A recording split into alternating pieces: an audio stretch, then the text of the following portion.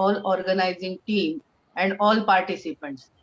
मुझे इस वेबिनार में आपके साथ जुड़ते हुए बहुत ही आनंद होता है, इसके लिए क्योंकि ये 2 दिन का राउंड टेबल कॉन्फ्रेंस है और इस 2 दिन में हम लोग कई सारे टॉपिक्स पे एक दूसरे के साथ कई बातें करेंगे। मुझे सबसे अच्छी ये बात लगी इसमें कि जब मैं ज्वाइन हुई तो पहले मुझे ये दिखा कि स्टैंडर्ड 6 के स्टूडेंट वहां पे ज्वाइन हुए थे। तो ये मुझे बहुत अच्छा लगा क्योंकि अभी तक जितने भी वेबिनार्स हुए हैं न्यू एजुकेशन पॉलिसी पे, तो ज्यादा करके उसमें टीचर्स हैं, ऑफिसर्स है, पेरेंट्स है, लेकिन स्टूडेंट्स का इन्वॉल्वमेंट ये मुझे बहुत अच्छी बात लगी इसमें। और उसके लिए मैं कॉन्ग्रेचुलेट करती हूँ ऑर्गेनाइजिंग टीम के लिए। मैं मीपा यानी Maharashtra institute of educational planning end administration, ये इंस्टीट्यूट औरंगाबाद में है और इसको अलग अलग स्टेट में सीमैट कहा जाता है, state institute of management end training.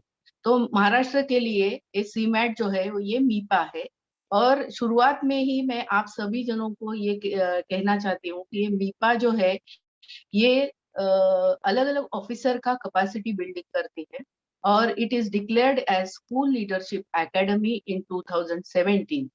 तो एनसीएसएल जो नेशनल लेवल पे है, national centre for school leadership at NIEPA, New Delhi, तो उसके अंदर हर एक स्टेट में एक एक एसएलए आइडेंटिफाई की गई है और महाराष्ट्र के लिए ये मीपा है। तो जो भी इस वर्चुअल प्लेटफॉर्म में टीचर्स, हेड टीचर्स या सुपरवाइजर्स ज्वाइन हुए हैं, उनके लिए एक खुशखबरी ये है कि मीपा की तरफ से program on school leadership and management, PSLM, ये ऑनलाइन कोर्स लॉन्च हुआ है 3 दिसंबर 2020 को। और ये ऑनलाइन कोर्स 10 वीक्स का है और आप घर बैठे अपने समय के साथ ये कर सकते हैं। ये फ्री ऑफ कॉस्ट है। तो इसका आप अगर ये कोर्स करते हैं, जो भी टीचर्स है, हेड टीचर्स है, तो आपको ये न्यू एजुकेशन पॉलिसी इम्प्लीमेंट करने के लिए बहुत सारे लेटेस्ट नॉलेज मिलेगा। और ये लीडरशिप डेवलपमेंट के लिए है, तो डेवलपिंग सेल्फ कैसे करना है, खुद का विकास, स्वयं विकास हमें कैसे करना है as a leader, leading innovations, और टीचिंग लर्निंग में क्या बदलाव लेके आने हैं, पेडागोजी कैसी बदलनी है, असेसमेंट का क्या पैटर्न अब बदल रहा है तो वो कैसे करने हैं।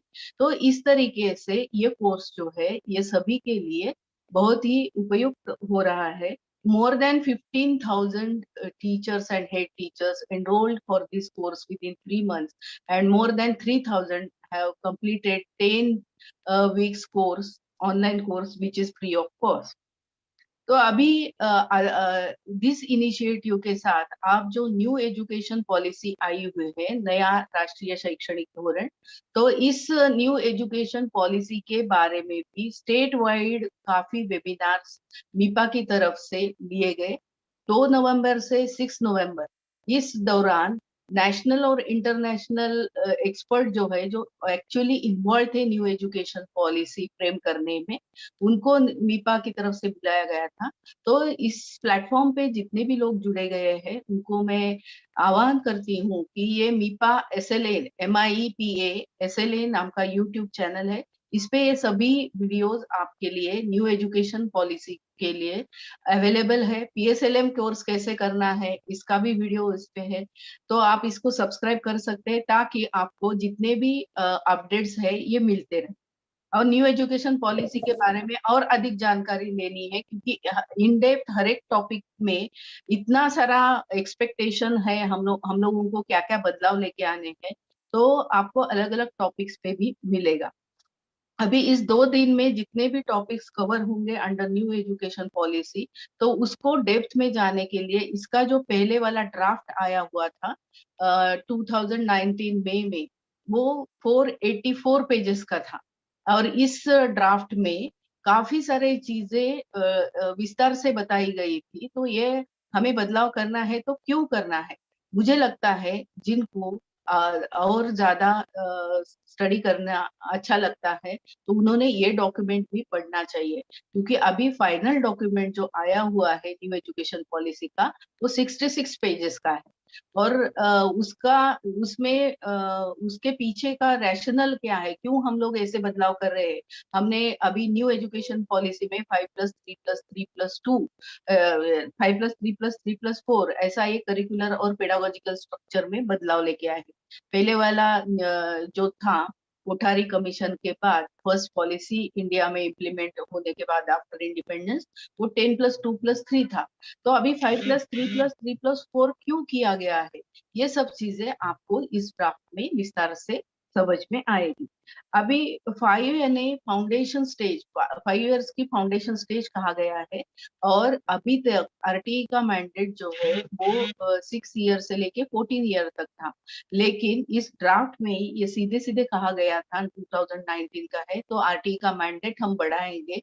अगर एज 3 से लेके हम लोग 18 तक जितना भी स्कूल एजुकेशन का स्पैन है वो सब आरटीए के अंडर लेके आते हैं, तो उससे ये होगा कि universalization of early child care education भी होगा। और बच्चे जब 18 इयर्स में स्कूल एजुकेशन कंप्लीट करेंगे तो उस स्टेज पे उनको कुछ ना कुछ ऐसे कौशल उपलब्ध होंगे, व्यावसायिक कौशल, प्रोफेशनल कौशल जिसको हम लोग बोलते हैं, ताकि वो खुद आत्मनिर्भर बन पाए और कुछ ना कुछ वोकेशनल एजुकेशन लेने की वजह से खुद का व्यवसाय शुरू कर पाए। तो 3 to 18 इयर्स का एज अगर आता है आरटीई के अंदर तो अच्छा ही है, ऐसा ये पॉलिसी का सुझाव है। तो एज ऑफ 3 से हम लोग अभी अगर बात करते हैं बच्चों को स्कूल में लाने की, तो पॉलिसी ये कहती है कि हम लोगों को पहले फोकस करना चाहिए फाउंडेशन स्टेज पे। तो 3 to 6 ये जो एज ग्रुप है ईसीसीए का, तो नर्सरी KG1 KG2 हम लोग बोल सकते हैं, और उसको क्लास 1 और क्लास 2 जोड़ दिया गया है। तो जोड़ दिया गया है यानी फिजिकली वो ऐसे जोड़ना उसके लिए समय लग सकता है, लेकिन एक्चुअल में हम लोगों को बच्चों का विकास कैसा होता है, उनकी ब्रेन डेवलपमेंट कैसी होती है, इसका पूरा स्टडी इसके पीछे है। कि at the age of 8 years में तो बच्चों का मोर देन 85% ब्रेन डेवलपमेंट हो चुका होता है। और इस एज ग्रुप में जो 3 से 6 एज है, उसमें उनका ब्रेन डेवलपमेंट का स्पीड बहुत ज्यादा रहता है। यानी 3 to 4 में जितना रहता है उससे ज्यादा 4 to 5 में।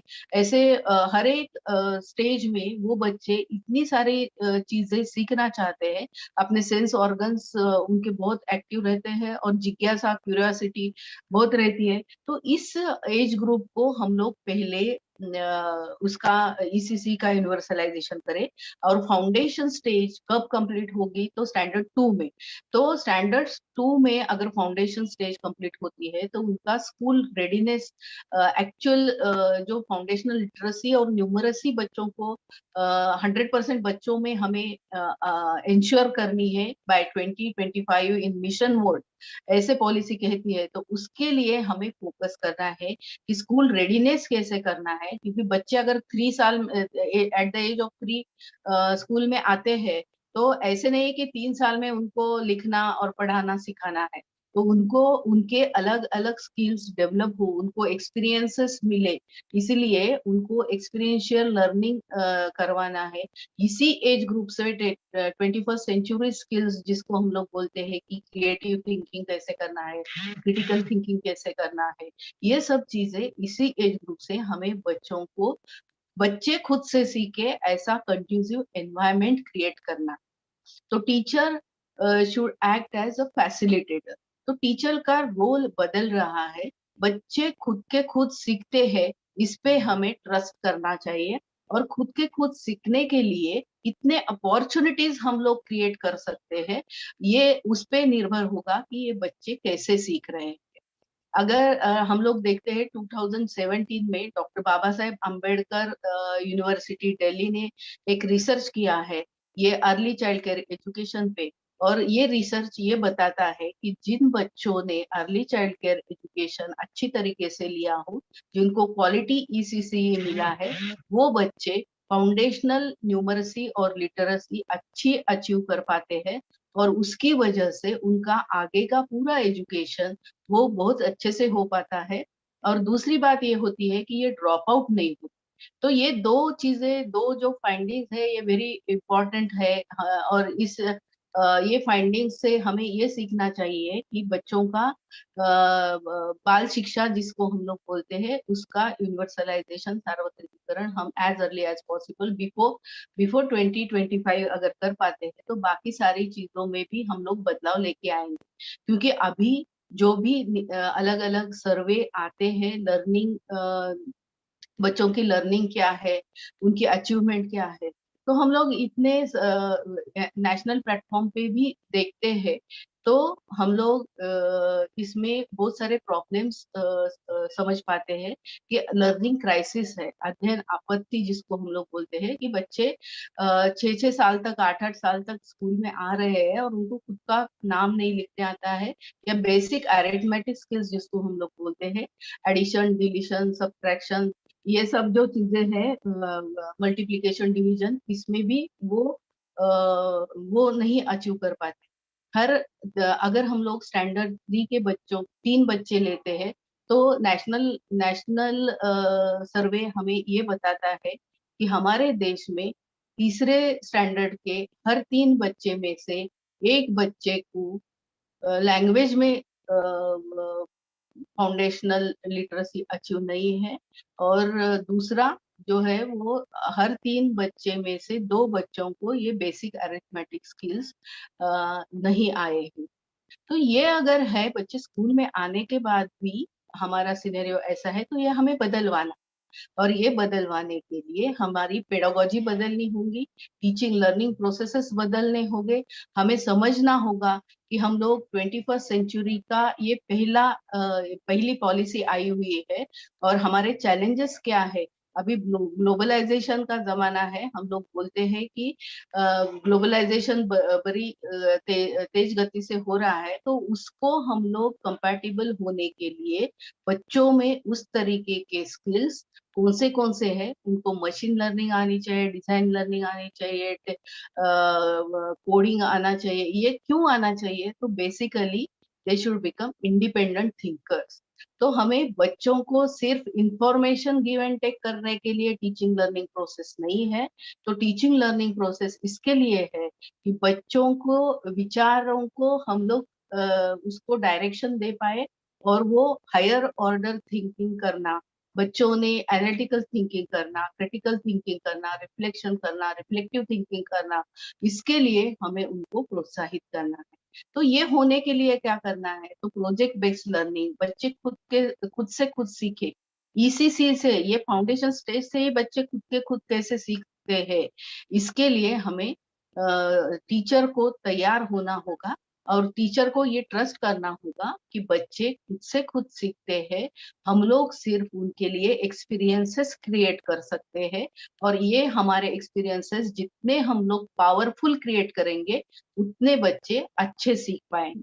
अगर हम बच्चों को हमें अलग अलग टाइप के कौन से पेड़ों के प्रकार है ये बताना है, तो हम लोग अगर ब्लैक बोर्ड पे पिक्चर निकाल के बता रहे हैं, तो इसको हम लोग पावरफुल एक्सपीरियंस नहीं कहेंगे। तो ये सिखाना है, तो पेड़ पौधे कैसे है, तो उनको हम लोगों को नेचर में लेके जाना होगा, और वहां पे वो बच्चे खुद से सीख पाएंगे। तो इसी तरीके से हर एक चीज के लिए हमें सीखना होगा कि पावरफुल एक्सपीरियंस क्या होता है, बच्चे खुद अनुभव ले सके, ऐसे हम लोग कैसे कर सकते हैं, और कहाँ कहाँ हम लोग उनको प्रोजेक्ट दे सकते हैं, ताकि वो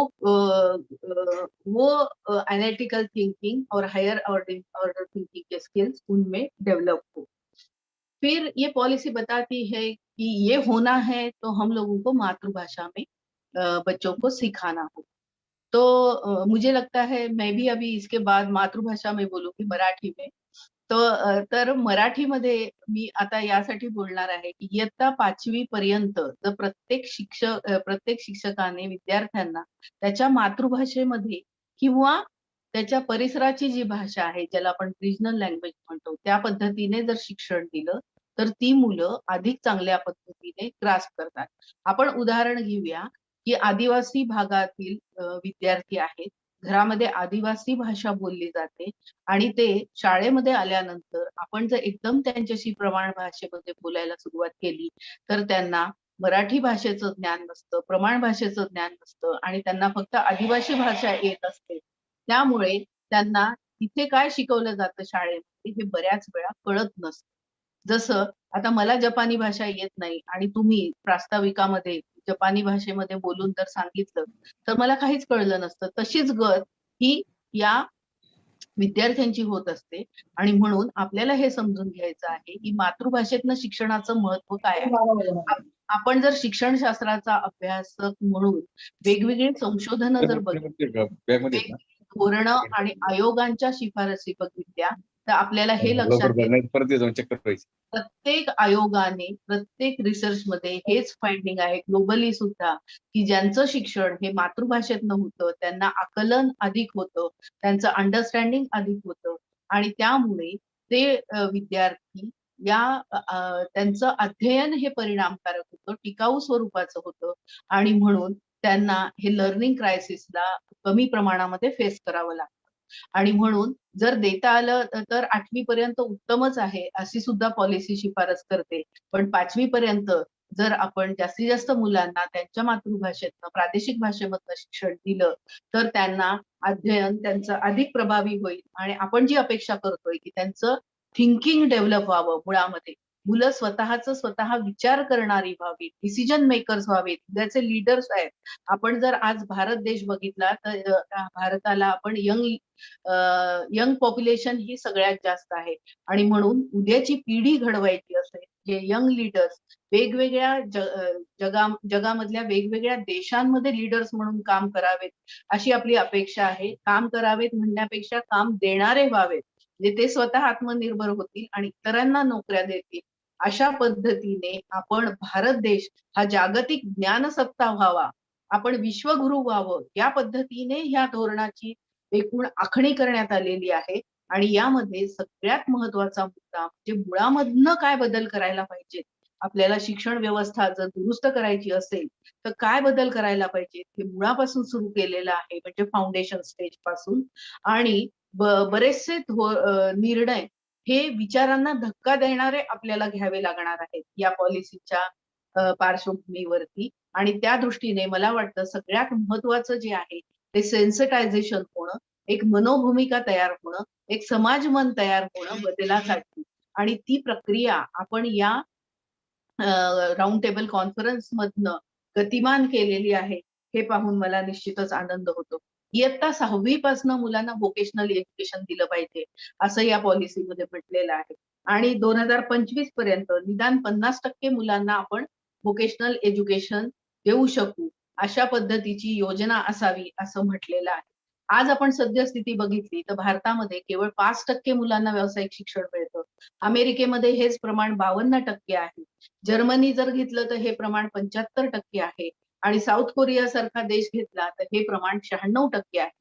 एकीकडे आपण म्हणतो की भारत हा कृषी प्रधान देश आहे आणि कृषी व्यवसायाबद्दलचं शिक्षण मिळणाऱ्याचं प्रमाण हे केवळ 1% आहे. मग हा विरोधाभास आपल्याला बदलवायला पाहिजे आहे आणि प्रत्येक मूल वय वर्ष 18 पर्यंत शालेय शिक्षण पूर्ण करून बाहेर पडेपर्यंत त्याच्याकडे किमान एक व्यावसायिक कौशल्य असलं पाहिजे, असं ह्या धोरणाची मागणी आहे आणि त्या पद्धतीने इयत्ता 6वी पासूनच मुलांना वेगवेगळ्या व्यवसायांचं शिक्षण, स्थानिक व्यावसायिकांची मदत घेऊन कम्युनिटी पार्टिसिपेशन करून कसं देता येईल आणि त्याचबरोबर स्कूल कॉम्प्लेक्स सारखा कन्सेप्ट जो आहे, तो एक उत्तम शाळा आणि त्याच्या परिसरातील बाल शिक्षणापासून ते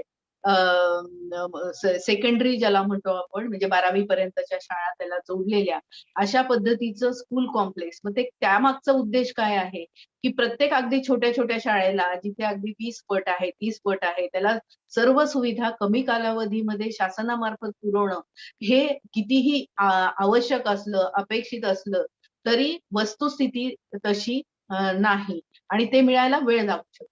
मग याच्यासाठी काय करायचं?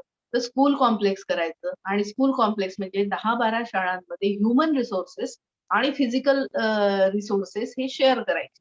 उदाहरणार्थ एखाद्या शाळेमध्ये स्पोर्ट्स टीचर आहे तर त्याचा उपयोग त्या संकुलामधल्या इतर शाळेमधल्या शिक्षकांना व्हावा. एखाद्या ठिकाणी संगीत शिक्षक आहे, तर त्याचा उपयोग इतरांना व्हावा. अशाच पद्धतीने वेगवेगळ्या व्यवसायाबद्दलचं जे शिक्षण द्यायचं आहे, त्याच्यासाठीच्या ज्या सगळ्या सुविधा लागणार आहेत, त्याचं शेअरिंग सुद्धा या पद्धतीने केलं तर आपण कमी वेळामध्ये हे मुलांच्या पर्यंत पोहोचवू शकू. त्याचबरोबर 10 बॅगलेस डेज असावेत, म्हणजे 10 दिवस अजिबात मुलांना पुस्तकं, शाळा आणि दप्तर आणायची गरज नाही. तर प्रत्यक्ष त्यांनी हँड्स ऑन प्रॅक्टिस करावी, फील्डमध्ये जावं आणि त्या व्यावसायिकाकडे जाऊन या पद्धतीचं शिक्षण घ्यावं.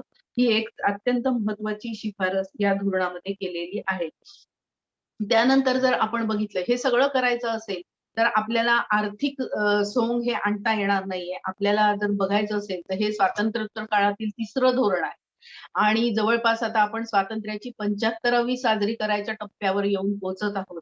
आणि त्या दृष्टिकोनातनं आपल्याला हा विचार करावा लागेल, की पहिल्या धोरणापासून 1986 ला जे पहिलं धोरण आलं होतं, तेव्हापासून आणि इव्हन 64-66 चा जो कोठारी आयोग आहे, तेव्हापासून सातत्याने हे मांडलं गेलेलं आहे, की शिक्षणावरील खर्च हा जी-डी-पीच्या gross domestic GDP gross domestic प्रॉडक्टच्या किमान 6% असावा आणि वस्तुस्थिती आज जर आपण बघितली तर आपल्याला लक्षात येतं की भारतामध्ये हे प्रमाण आजही फार जास्त नाही.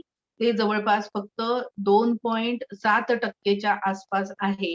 जी-डी-पीच्या 2.7% पर्यंतच आपण अद्यापही शिक्षणावरती गुंतवणूक करू शकलेलो आहोत आणि त्याचा आधार हे नॅशनल इकॉनॉमिक सर्व्हे 2017 आहे.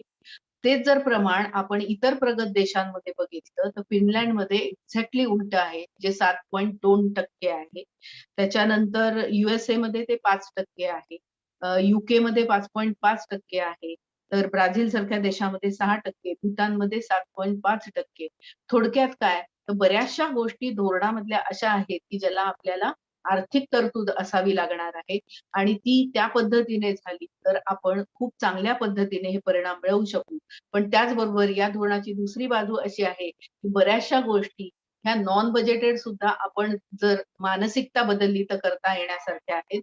उदाहरणार्थ आपण अध्यापन प्रक्रियेमध्ये बदल करायचे आहेत. टीचिंग लर्निंग प्रोसेस बदलायची आहे.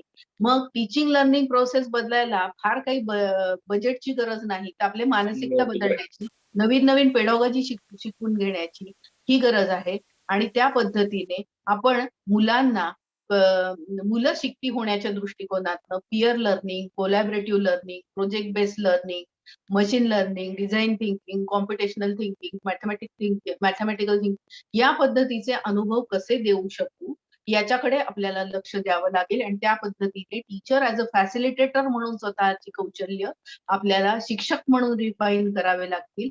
मुलांना जास्तीत जास्त प्रश्न विचारणं, त्यांचे प्रॉब्लेम सॉल्व्हिंग स्किल्स डेव्हलप व्हावेत.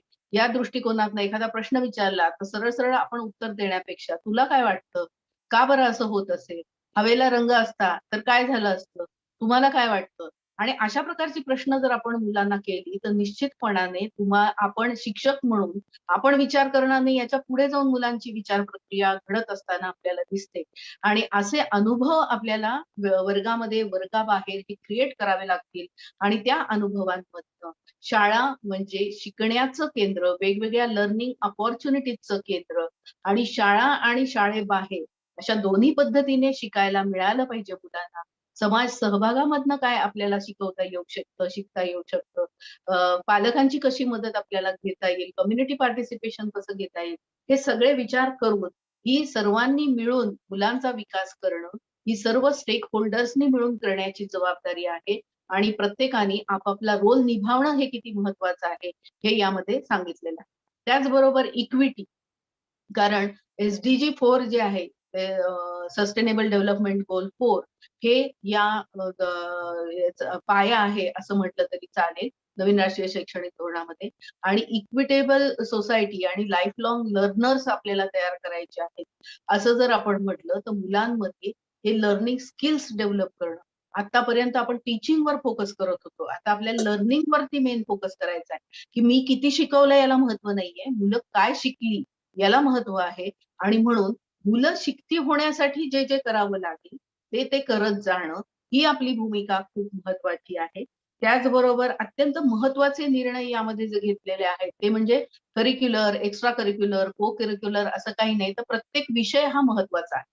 आणि म्हणून 9वी ते 12वी ही जी सेकंडरी स्टेज धरलेली आहे, त्या 9वी ते 12वी मध्ये जर सेमिस्टर पद्धत केली आणि प्रत्येक सेमिस्टरला म्हणजे 8 सेमिस्टर होतात जर 9वी ते 12वी असा 4 वर्षाचा टप्पा घेतला, तर त्यामध्ये प्रत्येकी 3 विषय 8 त्रिक 24 विषयांना प्रत्यक्ष मुलांना त्या ठिकाणी शिकायला मिळतील आणि काही त्यापेक्षा अधिकचे जे विषय 16 विषय आहेत, ते त्यांना ग्रेड्स पद्धतीने सुद्धा आपण देऊ शकतो. त्यामध्ये वेगवेगळी कौशल्य मुलांमध्ये विकसित होतील, त्यांच्या क्षमता संवर्धित होतील. ते स्वतः विचार करणारे, एनालिटिकल थिंकिंग करणारे, क्रिटिकल थिंकिंग करणारे होतील आणि 21व्या शतकामध्ये जी कौशल्य आपण अपेक्षित करत आहोत, की उत्तम कम्युनिकेशन स्किल्स असले पाहिजेत.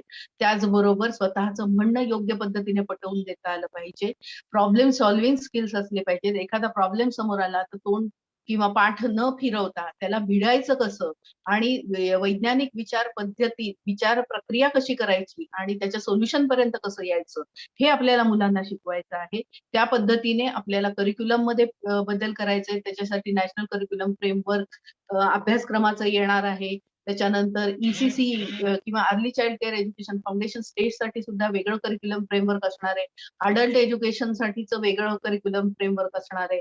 त्याचबरोबर national curriculum framework for teacher education असणार आहे. म्हणजे एकूण मला सर्वात शेवटी एवढंच सांगायचं आहे, की या धोरणामध्ये प्रत्येक स्तरावरती क्वालिटी कशी आणता येईल, याच्यावरती जास्तीत जास्त फोकस केलेला आहे.